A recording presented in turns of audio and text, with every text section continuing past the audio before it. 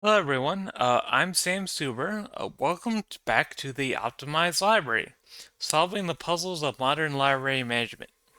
In this series, we're tackling the toughest logistical puzzles in library management using a powerhouse tool that's likely already on your computer, Excel Solver. It's an optimization engine that finds the perfect answer by weighing your goals against your actual constraints. Today, we're looking at sustainability. Our goal is to create a green library by minimizing our monthly utility expenditure. But as any administrator knows, being green isn't just about turning off the lights. It's about navigating the rigid costs imposed by our governing boards. If you're joining us for the first time, you can find the foundational math for these models in my previous episodes or the blog post linked below. For the rest of you, let's start building the model. So this is our model. And we can see we have several columns here. So first we have utility. So this is a specific category or line item of the resource being consumed.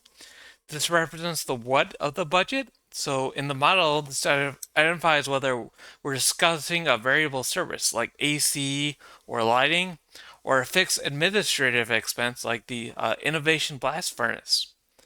We also have the operating level. So this is the variable input or intensity setting for a given utility. This is the control knob that you or Excel solver can turn up or down. For AC, it might represent like degrees or units of power. For lighting, it represents a percentage of brightness. For the lamp, that's going to represent a binary decision variable. It's going to be representing the entirety of our renewable energy infrastructure. For the furnace, it represents the level of innovation mandated by the board. This is going to be a hard constraint. So, as a library, we're not permitted to modify the operating level or the associated expenditure. It's an immovable object in our budget. We also have this monthly expenditure. So, this is the total financial cost for the utility over a 1 month period. This is the output of your formula. We also have this total bill. So this is the cumulative sum of all individual monthly expenditures. It represents the absolute financial obligation of the library must meet for a given period. So in a data model, this is known as the objective cell. It is a single value that solver is tasked with, in our case, minimizing. It serves as the ultimate reality check, so showing how much or how little your optimization of individual utilities actually affects the library's total financial health. So before we can activate Solver, we have to put in our formulas. So I'm going to go to D2, and I'm going to type in equals B2 times C2, or 2. Yep. So operating level times the rate. And I'm going to drag that down to B5. For total bill, I'm going to use the formula, the sum formula. So equals sum. And I'm going to add D2 through D5.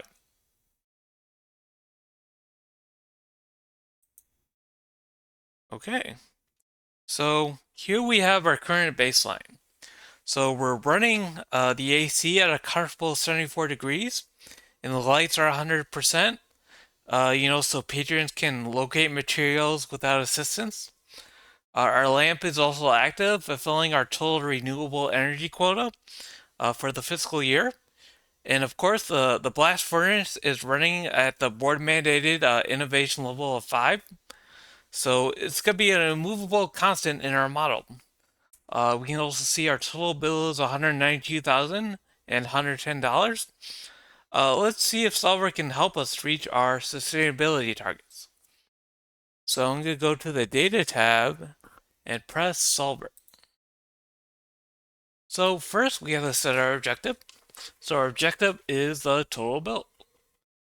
So click this button here and click on D7.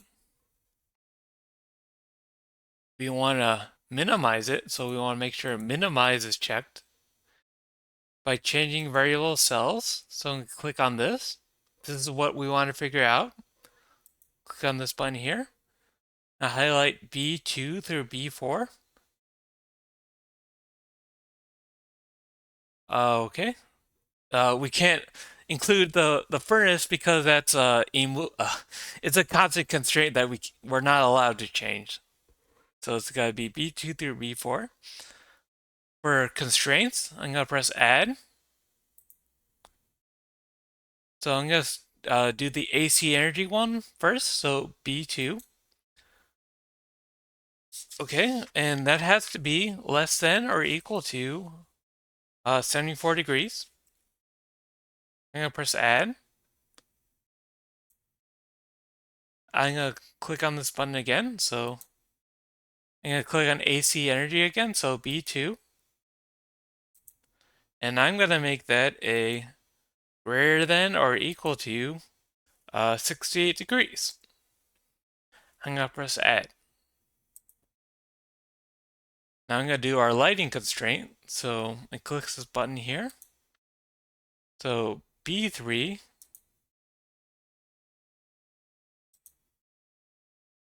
has to be greater than or equal to 50. I'm going to press add. And our last constraint is going to be the lamp. So I'm going to click this button here. So B4, I'm going to make that a binary constraint. A 1 will be turned on, and a 0 will be turned off. And I'm going to press add. Go press cancel. Want to make sure this is checked. Make a constrained variable is non-negative. We don't want any negative solutions in our answer. And for a solving method, I'm going to make sure that we click on simplex LP because this is a linear type problem. So looking at our model, our constraints, we can see that we set a lower bound of 50% for our lighting.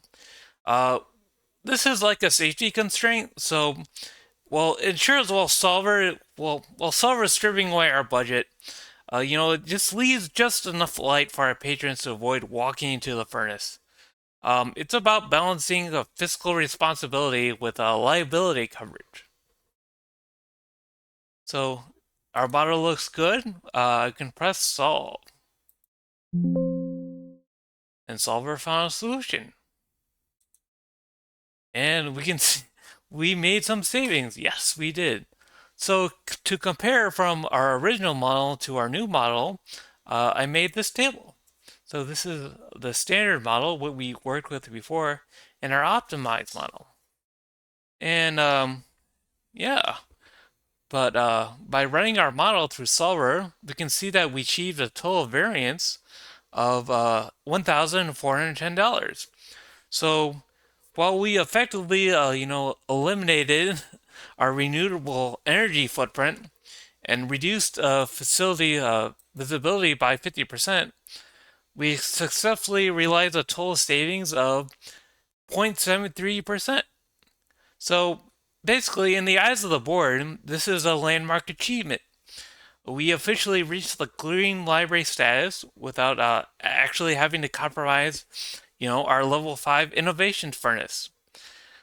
So yeah, the data proves it. We're sustainable, we're optimized, and most importantly, we're compliant.